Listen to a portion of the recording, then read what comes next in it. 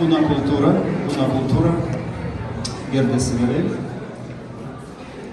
Gražu matyti tiek daug kūnų ir tiek daug kultūros šį vakarą, kai taip šalta už lango.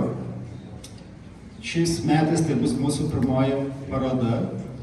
Ji yra šiuo metu labai aktyvaus lietuvių menininko Augustas Serapinas.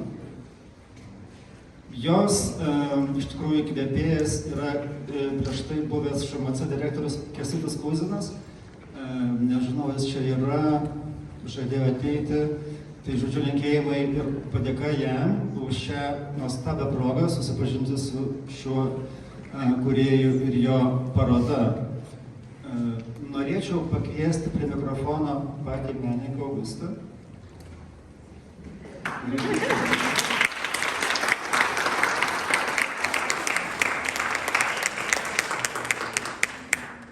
Buvom susitarę, kad paskutinis aš būsiu, tai bet nieko. Iš tikrųjų, man labai smagu pristatyti savo parodą čia Vilniuje, po tiek kelionių, tiek pristatymų visur kur. Ir tai man tikrai yra labai ypatinga akimirka, nes aš visada kažkaip įsivaizdavau, kaip galėtų atrodyti ta paroda mano Vilniuje, toks didesnis pristatymas. Garsiau, jo. Aha. Čia aš visada taip į tą mikrofoną. Ir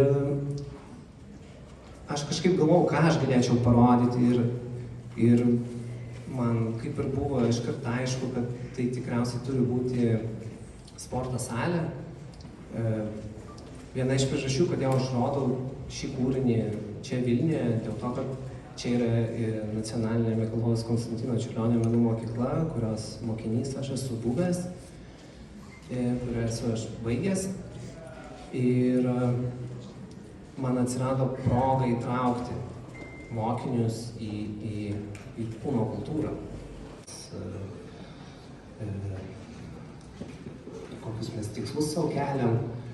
Ir aš kažkaip...